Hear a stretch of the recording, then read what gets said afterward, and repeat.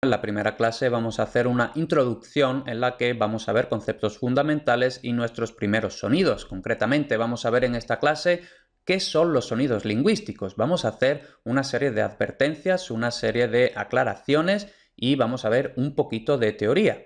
Ya no nos vale simplemente con la R se pronuncia así, repite conmigo, eso ya no nos funciona, eso ya no vale porque simplemente pues, no sirve, no funciona, ¿no? Entonces tenemos que ver un poquito de teoría, tenemos que estudiar un poquito de fonética. Yo siempre voy a intentar hacerlo lo más fácil posible, lo más ilustrativo posible, lo más práctico y evidente posible. Luego vamos a ver las vocales A, E, I, O, U, bien fácil en español, aunque como todo tiene sus dificultades y las trataremos brevemente. Y por último, los diptongos, los triptongos y los hiatos. Esto lo hemos tratado desde el punto de vista de la ortografía en el curso de acentuación, españolplus.com/acentuación. Ahora lo vamos a tratar desde el punto de vista de la fonética, más concretamente de la pronunciación. Aún así, nunca está de más que veas al menos esa clase del curso de acentuación. Otra advertencia sobre el acento extranjero. Yo a lo largo de este curso también voy a hablar del acento extranjero y por lo general en este curso vamos a intentar quitarnos el acento extranjero, vamos a intentar eliminar ese acento extranjero, vamos a intentar dejar de sonar como guiris. Entonces, uno de los propósitos fundamentales de este curso, no el único, pero uno de ellos es dejar de sonar como guiris, es decir, sonar lo más parecido posible como los nativos. Aquí podríamos entrar a comentar que, por supuesto, hay muchos acentos del español, entonces, pero bueno, eso no es la cuestión ahora. Simplemente, pues que no parezcas un americano, ¿no? Simplemente, si eres americano o lo que sea, pero que no suenes totalmente extranjero. Esto, por supuesto, tiene varias ventajas. La primera y más obvia es facilitar la intercomprensión, es decir, que el nativo te entienda a ti cuando hablas y que al acostumbrarte tú mismo o tú misma a pronunciar como los nativos, eso también te va a facilitar a ti entenderlos a ellos cuando te hablen. Entonces, por eso, facilitar la intercomprensión, que tú los entiendas a ellos y que ellos te entiendan a ti. Otra ventaja bastante obvia de eliminar o intentar suavizar lo máximo posible el acento extranjero es facilitar la integración. Nos guste o no, siempre va a haber gente que nos mire mal, a la que no le caigamos bien, que piense cosas raras de nosotros si tenemos acento extranjero. Por ejemplo, si vivimos en España y somos británicos y tenemos el acento británico, aunque hablemos más o menos bien español, pero entonces los españoles pues van a decir, mira a este tío que lleva aquí 10 años viviendo y todavía tiene ese acentazo británico. Entonces no deja de ser una barrera. Como digo, esto no debería ser así, pero simplemente el mundo es como es. Nosotros simplemente tenemos que aceptarlo e intentar ponerle solución. Ahora viene la cuestión más polémica del tema del acento extranjero, que por supuesto si queremos eliminar lo máximo posible nuestro acento extranjero, para eso tenemos que de alguna forma renunciar a nuestra propia identidad. Con esto, que suena bastante catastrofista, lo que quiero decir es simplemente que el acento, nuestra pronunciación, no deja de ser parte de nuestra identidad lingüística, de nuestra identidad cultural incluso, ¿no? Porque nuestro acento, por ejemplo, si somos británicos, pues nuestro acento británico es parte de nosotros. Y aunque estemos hablando español, pues quizá nosotros queremos decir, vale, yo estoy hablando español porque estoy en España y, bueno, estoy hablando con españoles, pero yo me siento británico y mientras los nativos me entiendan a mí, yo voy a hablar español con mi acento británico, insisto, siempre y cuando la intercomprensión esté garantizada. Yo personalmente no comparto este punto de vista. En mi opinión, parte de dominar una lengua extranjera es también adaptarnos a ese acento. Entonces, no comparto este punto de vista, pero lo entiendo. Siempre y cuando los nativos nos entiendan a nosotros, nosotros podemos elegir no renunciar a nuestro acento, porque no queremos renunciar a nuestra propia identidad. Por tanto, eliminar o no el acento extranjero es tu decisión. Si tú, por la razón que sea, no quieres eliminar o no quieres reducir, suavizar tu acento extranjero, tranquilidad, este curso sigue siendo para ti.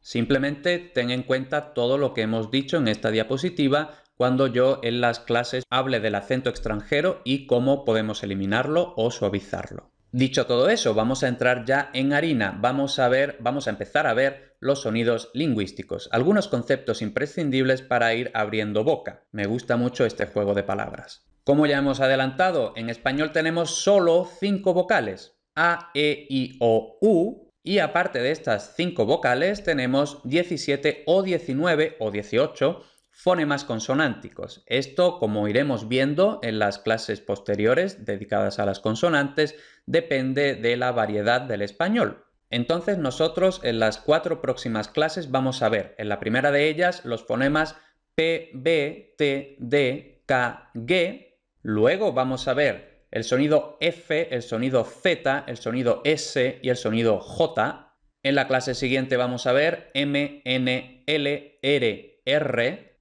Vemos que en español se distingue perfectamente la R de la R. Lo explicaremos detalladamente en esta clase. Y por último, el sonido de pollo, lluvia, la ch, la ñ y este sonido que está entre paréntesis porque, como veremos, ya ha desaparecido de prácticamente todas las variedades del español y seguramente las próximas generaciones terminará de desaparecer. Es el sonido lle. Por supuesto, hablaremos de esto en esta última clase dedicada a las consonantes. Entonces, como vemos, tenemos en principio 19 fonemas. Lo que pasa es que tenemos 18 si no contamos el sonido lle, que, como ya he dicho, ya está casi desaparecido. Y luego, en prácticamente toda Hispanoamérica y en algunas partes de España, el sonido de la Z no existe tampoco. Entonces podemos llegar a tener solo 17 fonemas. De hecho, eso es lo que ocurre en prácticamente el 90% de las variedades del español, que solo hay 17 fonemas. En España, por lo general, 18 y solo en algunos sitios muy puntuales tenemos 19. Esto lo iremos comentando, como digo, en las 4 clases siguientes. Entonces, como vemos, 17, 18, 19 fonemas consonánticos, no importa cuántos sean, lo que sí me importa ahora mismo y que recalcaré en su momento cuando haya que hacer hincapié en todo esto en la clase correspondiente, en español no existen los fonemas ja, je, ji, jo, hu, es decir, la h, la aspiración no existe en español, entonces no decimos prohibido, alcohol, hola, etc. No. Tampoco existe, por favor, el fonema V. No existe, en serio, no existe el fonema V. De esto hablaremos directamente en la próxima clase. Y tampoco existe el fonema Z. Entonces no decimos plaza ni nada de eso. Decimos o plaza o plaza en Hispanoamérica. Pero no existe Z. Como digo, cuando haya que hacerlo, volveré a insistir en todo esto porque es un error que veo en prácticamente todos los estudiantes, incluso de niveles muy avanzados, y suena muy raro. Dicho eso, vamos a ver nuestros primeros conceptos de fonética un poquitín avanzado, ¿no? Entonces son los conceptos de fonemas y alófonos. Hasta ahora hemos estado hablando de los fonemas. ¿Qué son los fonemas? Los fonemas, que como vemos los escribimos entre barras, los fonemas son los sonidos que distinguen palabras en pares mínimos. Un par mínimo son 2 palabras que se distinguen por un solo sonido. Es decir, la diferencia de un sonido ya hace que sean palabras distintas. Entonces, por ejemplo, caro es una palabra y carro es otra palabra. Entonces vemos que la única diferencia entre r y r ya es caro, es decir, cuesta mucho dinero, y carro, la cosa con rueda que usamos en el supermercado para comprar, o en muchos países de Hispanoamérica, lo que en España llamamos coche. Entonces esos son pares mínimos, caro, carro. Por tanto vemos que R y R son 2 fonemas distintos porque están distinguiendo palabras. Igual que por ejemplo pero, perro, o por ejemplo la Z y la F, pues buzón es donde echamos las cartas, bufón es algo parecido a un payaso. Esos son los fonemas que ya hemos dicho. En español solo existen 5 fonemas vocálicos y 17, 18, 19 fonemas consonánticos. Y luego tenemos los alófonos, que como vemos se escriben entre corchetes o paréntesis angulares. Los alófonos son las diferentes realizaciones que un mismo fonema puede tener pero no distinguen palabras, ¿no? Es decir, como hemos dicho, tenemos, por ejemplo, 17, 18, 19 fonemas consonánticos y habíamos visto que tenemos el fonema D. Ahora, este fonema D puede realizarse en español de dos formas distintas. Entonces, por ejemplo, tenemos la palabra dedo, los 5 deditos que tenemos en las manos. Entonces, si esto lo escribimos como fonemas, pues tenemos D, E, D, O. Bueno, pues no tiene ninguna complicación. Si esto lo escribimos con alófonos, es decir, teniendo en cuenta las posibles realizaciones reales que puede tener la D en español, entonces la pronunciación real de dedo no es dedo, como suelen pronunciar los extranjeros, no es dedo, no, un nativo dice dedo. Entonces la primera D, si es una D fuerte, D, pero la segunda D es más parecida a la del inglés, por ejemplo, the, el artículo the. Esto sigue unas reglas que veremos directamente en la clase siguiente, cuando aparece la D fuerte y cuando aparece la the suave. Pero aunque un nativo de forma natural va a decir dedo, no importa si dijera dedo o dedo.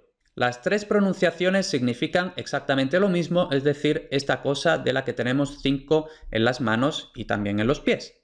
Entonces vemos que tenemos un solo fonema, el fonema D, pero este fonema D, dependiendo de diversos factores que iremos explicando en las próximas clases, este único fonema D puede pronunciarse de dos formas dependiendo de estos factores que explicaremos. Luego, mucho cuidado porque lo que son fonemas o alófonos en una lengua, en otra lengua puede ser al revés. Entonces, hemos visto que en español la D y la D no distinguen palabras. No importa si yo pronuncio dedo o dedo, todo significa lo mismo. Mientras que, por ejemplo, en inglés, la diferencia entre D y the sí distingue palabras. Por tanto, en inglés esos dos sonidos son fonemas diferentes porque distinguen palabras. Entonces, por ejemplo, si decimos day, eso es el día.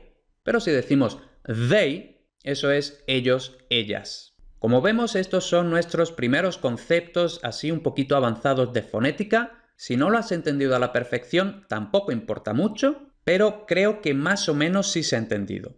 Entonces, aquí tenemos que una de las formas de eliminar o suavizar nuestro acento extranjero es pronunciar los alófonos correspondientes. Entonces, como hemos dicho, un nativo va a decir dedo, con la primera D fuerte y la segunda D suave, mientras que normalmente los extranjeros dicen dedo, con las dos Ds fuertes. No quiero repetirme más, así que, bueno, simplemente aquí tienes estos fonemas alófonos. Seguiremos usando estos conceptos a lo largo de las siguientes clases. Lo irás aprendiendo con los próximos ejemplos que iremos usando en las próximas clases. Otro concepto de la fonética que tenemos que aprender es el de sonoridad. Este es bastante fácil y depende de la vibración de las cuerdas vocales. Si las cuerdas vocales no vibran, los sonidos son sordos.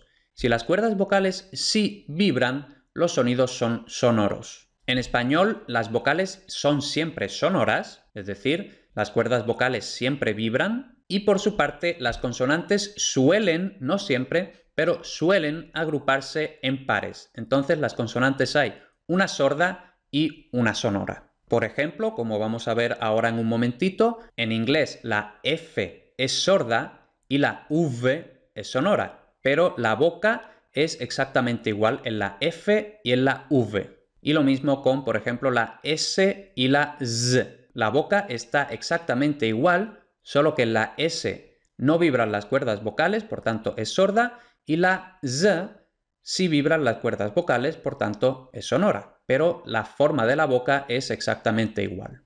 Para terminar esto de la sonoridad y las cuerdas vocales, pues simplemente todo el mundo tenemos una garganta, un cuello, ¿no? Entonces, aquí más o menos donde los hombres tienen bastante más claramente que las mujeres la nuez de Adán, pero bueno, por supuesto todo el mundo tiene esta parte de aquí que sobresale bastante. Entonces, con las manos así, hacemos así, sin apretar, simplemente así. Y tocamos aquí. Y por ejemplo, si hacemos la F de Francia y la mantenemos en el tiempo,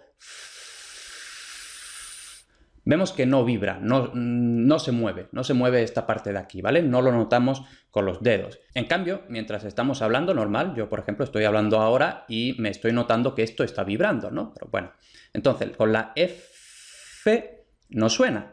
En cambio, si por ejemplo hacemos la A y mantenemos la A, o por ejemplo la M, vemos que sí vibra, lo podemos notar con los dedos que vibra, ¿no? Pero no con la F. Entonces, pruébalo tú, ¿vale? Pruébalo, en serio. Te pones estos 2 deditos o 3 deditos, te los pones aquí y haces... ¿No vibra? Eso es porque la F es sorda, no vibran las cuerdas vocales. Las cuerdas vocales están aquí, ¿no? Mientras que, por ejemplo, con la M, sí vibra. Entonces, también hemos dicho que muchas de las consonantes están en pares. Entonces, un par sordo y otro par sonoro. Y ya hemos dicho también que el par sonoro de la F, que es sorda, ¿no? La F... Y ahora, el par sonoro, es decir, exactamente la misma configuración de la boca, pero vibrando las cuerdas vocales. Y eso hemos dicho que es la V, que aunque no existe en español, pero existe en otras lenguas, ¿no? Entonces hacemos... Y vemos que yo no he movido la boca en ningún momento, simplemente he pasado de pronunciar la F a la V, simplemente añadiendo la vibración de las cuerdas vocales. Entonces pues he pasado de... Y tú también puedes hacerlo y vas a ver que pasas de la F, no vibra, a la V y sí vibra. ¿Vale? Entonces, bueno, pues ahí tienes esta prueba para terminar de entender esta cuestión de las sordas y de las sonoras, de la sonoridad, y continuamos con la clase. Y ya el último concepto sobre fonética que vamos a ver es el de la sílaba, la estructura de la sílaba en español. Aquí tenemos un esquema que ahora mismo no tenemos que aprendernos, simplemente tenemos que entender lo más básico de aquí, ¿no? Entonces, una sílaba por lo general tiene 3 partes. La única parte totalmente obligatoria es el núcleo. Y como vemos, en español el núcleo siempre tiene que ser una vocal o, por supuesto, un diptongo o un triptongo, ¿no? Pero en español el núcleo, la parte imprescindible de una sílaba, siempre en español tiene que ser una vocal, un diptongo o un triptongo. Nunca puede ser una consonante. Eso quiere decir que en español todas las sílabas tienen como mínimo una vocal. Luego, delante de ese núcleo puede haber un ataque, pero esto es opcional, y detrás de este núcleo puede haber una coda, que también es opcional. Entonces, por ejemplo, tenemos los. El núcleo es la O, el ataque es la L y la coda es la S. Los. Luego tenemos sol, pues otra vez lo mismo. El núcleo es la O, delante tenemos una S, detrás tenemos una L. Luego en lo tenemos el núcleo, delante hay una L, pero no hay coda, ¿vale? Porque detrás del núcleo no hay nada. Luego tenemos lo contrario, os. Tenemos el núcleo O, detrás tenemos una S, pero delante no tenemos nada, entonces no hay ataque, solo hay núcleo y coda, os. Y por último, la sílaba más básica en español, simplemente el núcleo, O. No tiene ataque, no tiene coda. Esto es importante saberlo porque en las clases posteriores algunas veces vamos a hablar de algunos cambios que hay en los alófonos, en las diferentes variantes de los fonemas, y elegir una variante u otra variante puede depender de en qué parte de la sílaba esté ese sonido. Principalmente las más inestables son las consonantes en la coda, es decir, en el final de la sílaba. Por esto es bastante conveniente que desde el principio sepamos más o menos cómo funcionan las sílabas en español. Y dicho todo eso, vamos a ver ahora ya sí las 5 vocales del español. Como ya hemos dicho y posiblemente sabes, solo hay 5 vocales en español: A, E, I, O, U o I, E, A, O, U. El orden, lógicamente, no importa. Por tanto, tenemos que en español es bastante fácil porque tenemos una letra igual a un fonema. Por supuesto, teniendo en cuenta que la Y cuando funciona como vocal y la I latina, los dos son el mismo sonido. Cuidado porque en otras lenguas la Y es un sonido diferente de la I latina, pero en español no. Suenan exactamente igual, es decir, I. Otra cuestión sobre las vocales en español es que todas son breves, es decir, no hay vocales largas. El típico ejemplo que se dice cuando explicamos la longitud, la cantidad de las vocales, es el del inglés beach, playa, con i larga, y beach, perra, con i breve, ¿no? Entonces, beach, beach. Entonces vemos que en inglés sí hay algunas vocales largas y algunas vocales breves. En español no, en español todas son breves. Entonces, a, e, i, o, u, fin. En español no hay vocales nasales. En algunas lenguas, por ejemplo en francés o en portugués, hay algunas vocales que, por ejemplo, en lugar de sonar como o, suena o. Pues eso no existe nunca, absolutamente nunca, en español. Luego, otra característica de las vocales en español es que son muy estables. No se reducen nunca a schwa. La schwa, como vamos a ver un poquito más adelante, es este sonido que no es ni a, ni e, ni i, ni o, ni u, sino que es ¿no? Que no se sabe qué vocal es. Pues en español nunca hay schwa. Todas las vocales son claramente o a, o e, o i, o u. Y tampoco se fragmentan. Esto quiere decir que la E suena siempre E. Hay otras lenguas en las que la E puede hacer EI y sonar prácticamente como un diptongo. Por ejemplo, en inglés, creo que también en portugués, etc.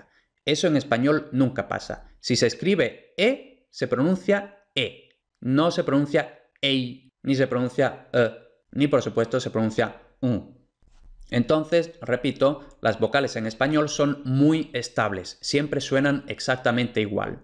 Para entender un poquito mejor esto, vamos a ver, aquí tenemos el típico trapecio vocálico, y el trapecio vocálico realmente no es otra cosa que una especie de esquema, una especie de diagrama de la boca. Por supuesto, como cualquier abstracción, como cualquier esquema, tiene sus limitaciones, pero bueno, es bastante útil. Entonces vemos que básicamente tenemos dos ejes, el eje horizontal y el eje vertical. Como vamos a explicar, cada uno de estos ejes significa una cosa distinta. Según la altura de la lengua, podemos tener que las vocales son la vocal baja, es decir, la A. Entonces, en la A la lengua no sube, la lengua está bastante plana. Luego tenemos las vocales medias, que son E y O.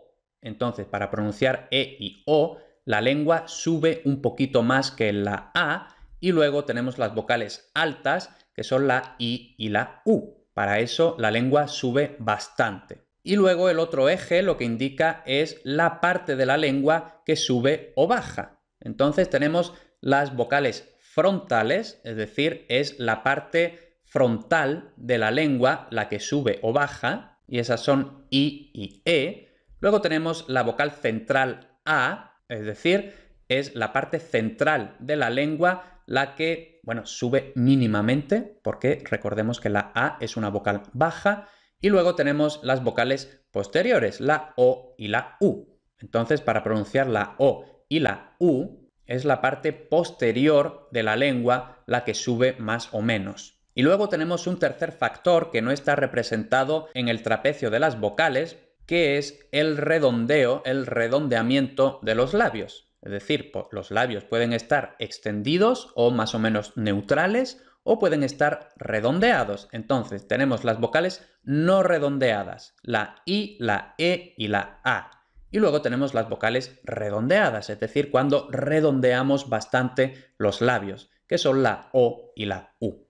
Realmente lo más importante es la altura de la lengua y la parte de la lengua, que es lo que está recogido en el trapecio vocálico, y entonces aquí volvemos a tener la boca y podemos verlo, ¿no?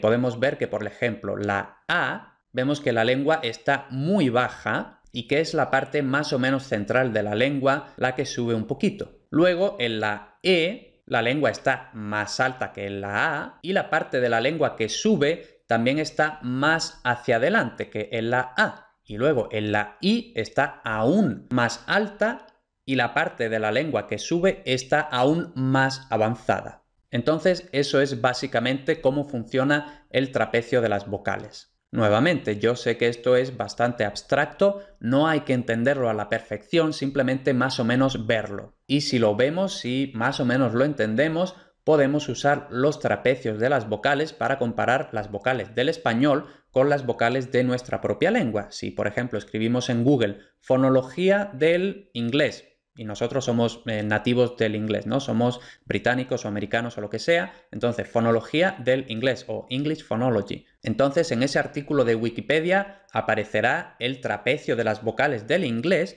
y podemos comprobar, podemos comparar la diferencia entre las vocales de las distintas lenguas. Entonces vamos a ver un ejemplo. Tenemos aquí a la izquierda el sistema vocálico del italiano y a la derecha tenemos el sistema vocálico del español. Como vemos, se parecen bastante. La I es prácticamente igual, la U es prácticamente igual y la A es prácticamente igual.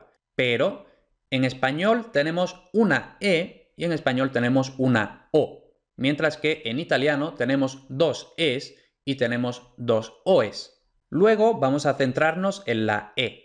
En español vemos que la E está totalmente en el centro del eje vertical, mientras que el italiano, como tiene dos E's, pues una E está más arriba que la E del español y la otra E está más abajo que la E del español. Esto es lo que explica que, por ejemplo, un español, cuando oye a un italiano hablando italiano, pues no distingue entre pesca, que significa pues pescar peces, y pesca, que significa melocotón. Y lo mismo pasa al revés. Si un español dice pesca, la única palabra que en español hay de pesca, pues un italiano no sabe si está diciendo la pesca de pescar peces o pesca, que es melocotón en italiano.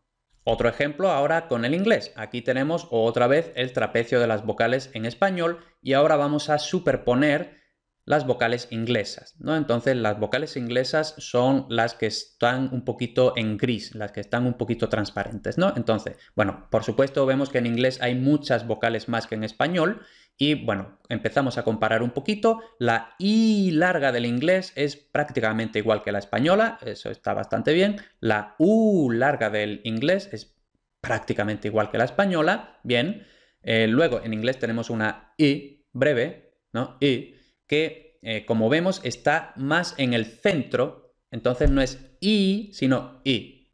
Luego tenemos otra U que también está un poquito más hacia el centro del trapecio, entonces no es U como en español, sino U. Por cierto, los nativos del inglés, perdonad mi acento del inglés, pero más o menos se entiende. Luego la E española es no tan parecida a la E inglesa, pero bueno, más o menos. Luego tenemos otra O en inglés que está más cerrada que la O española. Y luego tenemos la A española que no hay una correspondencia exacta con una A inglesa. Porque, por ejemplo, la A de car es demasiado abierta en inglés, además es larga, entonces no se parece mucho. Luego la A de cat está un poquito demasiado lejos. Luego la A de cat, vemos que de hecho está más cerca de la E que de la A. Entonces, por ejemplo, aquí si yo fuera un nativo del inglés, pues simplemente compararía estos cuadros y vería cuál es el sonido más parecido de los míos, cuál es el sonido más parecido a las correspondientes vocales del español. Y luego intentar regular este sonido para intentar acercarlo lo más posible a la vocal real del español. Por cierto, vemos que justo en el centro del trapecio tenemos la schwa, esta vocal que habíamos dicho que no es ningún sonido concreto, ¿no? Sino que es Entonces, en inglés sí existe esta vocal, pero en español no. Los nativos del inglés y, bueno, muchos otros en cuyas lenguas existe el sonido schwa, tienen que tener mucho cuidado de no pronunciar la schwa en español porque para un español eso no es nada. Entonces no sabe qué vocal estás queriendo decir. En muchas lenguas, incluyendo por supuesto el inglés, la mayoría de las vocales que no tienen el acento se pronuncian como schwa. Pero como hemos dicho, en español absolutamente todas las vocales son muy estables. Entonces si se escribe E, se pronuncia E. Si se escribe O, se pronuncia O. Si se escribe U, se pronuncia U. Si se escribe I, se pronuncia I. Si se escribe A, se pronuncia A. No importa si es tónica o si es átona. Siempre se pronuncia exactamente igual que cómo se escribe, al contrario que, por ejemplo, el inglés. Luego vamos a usar aquí la comparación con el polaco. En polaco existen También 5 vocales, realmente son 6 vocales y aparte las vocales nasales, pero bueno, las vocales normales en polaco son 6, ¿no? Entonces vemos que la I pues es prácticamente igual que en español, la U es prácticamente igual que en español, la A es más o menos igual que en español, está bastante bien. Lo que pasa es que ya luego en polaco la E y la O, como habíamos dicho en español, la E y la O son totalmente centrales, mientras que en polaco la E y la O están muy abajo, están muy cerca de la A. Entonces con la O no suele haber confusión, porque como la O tiene redondeamiento de los labios, pues eso añade una característica al sonido que hace que no se confunda con la A. Pero como la E no tiene redondeamiento de los labios y la E del polaco está muy cerca de la A española, entonces muchas veces a un nativo español, a un nativo hispanohablante en general, cuando los polacos pronuncian una E, a un nativo le parece que ha dicho una A. Entonces tenemos que tener mucho cuidado con eso. Esto es simplemente un ejemplo del polaco, pero esto mismo ocurre con muchas otras lenguas, ¿vale? Entonces, como digo, una buena idea es ir a Wikipedia, fonología del polaco, fonología del francés, fonología de la que sea nuestra lengua materna y comparar los trapecios de las vocales e intentar hacer las adaptaciones que haya que hacer para sonar lo más posible como los nativos, simplemente para que los nativos no se confundan cuando les habláis. Y ya por último vamos a ver en español los diptongos y los triptongos, es decir, varias vocales en una misma sílaba. Vamos a ver primero los diptongos. Como ya deberíamos saber, un diptongo consiste en 2 vocales seguidas que se pronuncian en una misma sílaba. En español tenemos 14 diptongos, que son ia, ie, io, iu, ua, ue, ui, wo, ai, ei, oi, au, eu, OU. Por lo general estos diptongos no son muy difíciles de pronunciar, simplemente tenemos que tener presente que en español solo existen estos 14 diptongos y que cualquier otra combinación de 2 vocales entonces son hiatos, es decir, 2 vocales seguidas, 2 vocales en contacto, pero que pertenecen a sílabas distintas. Aún así, mucho cuidado porque existen los falsos diptongos, es decir, hiatos que los nativos normalmente pronuncian en una misma sílaba, es decir, hiatos que los nativos normalmente pronuncian como si fueran diptongos. Y ya por último, los triptongos, que lógicamente es básicamente lo mismo que los diptongos, solo que en vez de 2 son 3 vocales seguidas que se pronuncian en una misma sílaba. Y esto ya sí es un poquito más complicado para los extranjeros porque muchas lenguas no tienen tantos triptongos, pero bueno, vamos a verlos. Tenemos 7 triptongos: iai, iei, ioi, iau, uai, uei, uau. Esto no tiene más historia, simplemente practicarlo. Como voy a estar repitiendo en las próximas 4 clases, la lengua y la boca en general, bueno, pues son músculos, e igual que entrenamos los bíceps o los abdominales y hacemos pesas, vamos al gimnasio y todas esas cosas, la lengua también hay que realmente entrenarla y por tanto realmente tenemos que practicar y por tanto realmente tenemos que mover la lengua, tenemos que mover los músculos de la boca y hacer repeticiones igual que hacemos repeticiones de bíceps. Y esto, aclaro, no lo digo de broma, esto es totalmente en serio. Si tienes problemas en general para este curso, si tienes problemas con algún sonido, entonces tienes que primero ver cómo se pronuncia ese sonido y luego practicar. Aunque yo sé que esto pues al final te sientes un poco tonto, te sientes un poco estúpido, pero es lo único que funciona. Estos 7 triptongos podemos resumirlos básicamente en una vocal abierta, la E, la A o la O, que están siempre en el centro, y luego delante y detrás hay una vocal cerrada, es decir, o una I o una U. Y con estas combinaciones tenemos los 7 triptongos del español: iai, iei, ioi, iau, uai, uei, uau.